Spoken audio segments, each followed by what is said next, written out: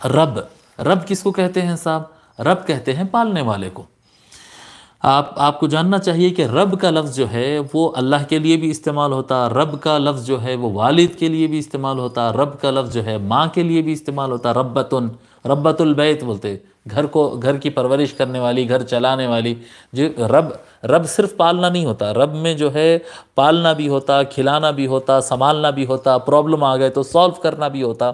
تو یہ سارے جو ہے یہ رب کے اندر آتا ہے، رب العالمین۔ تو اللہ تبارک و تعالی سارے جہانوں کا پروردگار ہے، رب، پالنے والا، پرورش کرنے والا، ٹھیک ہے، رب العالمین، ٹھیک ہے، اللہ تبارک و تعالی رب ہے۔ تو اب رب کی تشریح میں جو ہے کیا کہتے ہیں، بحر العلوم رحمۃ اللہ علیہ لکھتے ہیں کہ اللہ کے نام کے ساتھ رب کی صفت اس لیے بیان کی گئی کہ کہیں تم یہ نہ سمجھو کہ پیدا ہونے کے بعد اب ہم آزاد ہیں۔ اب اللہ تعالی ہمارے کو بنا دیا، نعمتیں دے دیا، آنکھ ناک ہاتھ پیر دے دیا، طاقت دماغ دے دیا، گھر دولت وغیرہ دے دیا، اب ہم آزاد ہیں، ہم جو چاہے کر سکتے، ہم کر ہی نہیں سکتے کچھ بھی، ہم کچھ کر ہی نہیں سکتے۔ ہمیشہ اللہ تبارک و تعالی پیدا کرنے کے بعد ہر وقت ہماری مدد کرتے رہتا ہے، ہر لمحہ رب کی مدد آتے رہتی ہے۔ اگر ایک لمحہ بھی اس کی مدد رک گئی تو ہم عدم ہو جاتے ہیں، ہم نتھنگ ہو جاتے، ہم ختم ہو جاتے، فنش ہو جاتے۔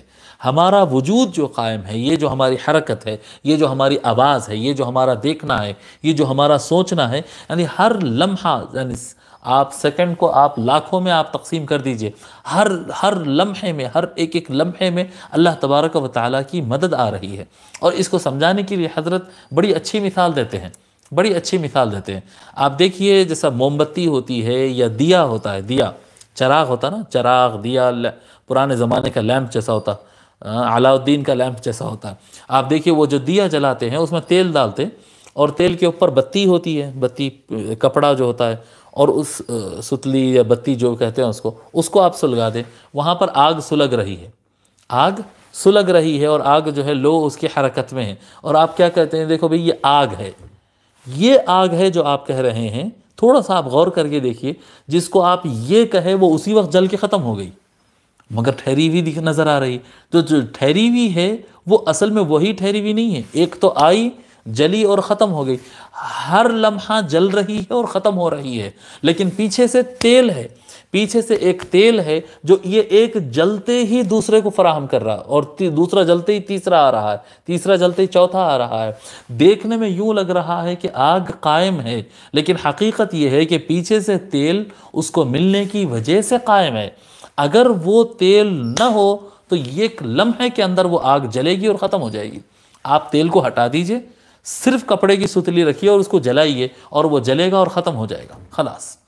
لیکن وہ آگ کھڑی کس وجہ سے ہے؟ کیونکہ پیچھے سے تیل ہے۔ تو ہر لمحہ تیل کی امداد، جب تک تیل کی امداد ہے، جب تک آگ کی لو ٹھہری ہوئی ہے، جس وقت تیل کی امداد ختم ہوئی وہاں پر چراغ بجھ گیا۔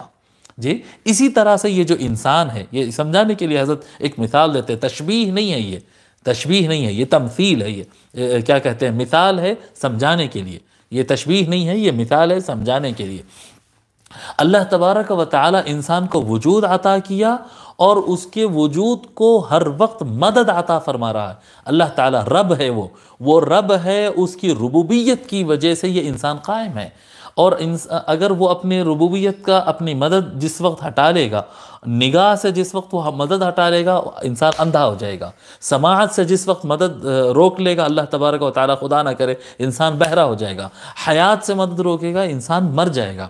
جی اس کی عقل کو قوت دینے سے مدد رک جائے گی، انسان سوچ نہیں سکے گا، پاگل ہو جائے گا، یا اس کی سوچ ختم ہو جائے گی، فنا ہو جائے گی۔ تو ہر وقت انسان کے ایک ایک ذرے پر، اس کے ہاتھ پر، ہڈیوں پر، جوڑوں پر، کونوں پر، ہر شے کے اندر ہر لمحہ اللہ تبارک و تعالیٰ کی مدد ہو رہی ہے، رب۔ اور یہ رب جو ہے، رب کس کا ہے؟ یہ سمجھ میں آ گیا رب؟ یہ اب یہ جو رب ہے، یہ رب جو ہے صرف میرا رب، یہ صرف میری آنکھ کا رب، میرے کان کا رب نہیں، میرے ہر ذرے کا رب ہے۔ اور صرف میرا رب نہیں ہے، یہ سارے جہاں کا رب ہے۔ جی یہ سارے انسانوں کو جس طرح سے قوت فراہم کر رہا ہے، اس طرح سے سارے جہاں کو قوت فراہم کر رہا ہے کہ اس جہاں کے اندر جو شیر ہے، جو ببر ہے، جو ہاتھی ہے، جو زراف ہے، جو درخت ہے، جو بیل ہے، جو بوٹا ہے، جو کیڑا ہے، ہر شے کے اندر، ہر شے کے وجود، ہر شے کی حرکت کو ہر لمحہ اللہ تعالیٰ کی مدد پہنچ رہی ہے اور اس کی مدد سے وہ قائم ہے۔ جس چیز سے اللہ تعالیٰ کی مدد ختم ہو جائے وہ شے کل عدم ہو جائے، کل عدم نہیں، وہ شے عدم ہی ہو جائے، وہ شے کا وجود ختم ہو جائے، اس کا وجود، اس کی حرکت، اس کا رنگ، اس کا صلابت، اس کی نرمی، اس کا جو کچھ ہے وہ اللہ تعالیٰ کے مسلسل ہر وقت ہونے والی مدد کی وجہ سے ہے۔ اور یہ صرف جہاں نہیں، اللہ تعالیٰ فرمایا ایک انسان نہیں، ایک مخلوق نہیں، بلکہ جہاں نہیں، بلکہ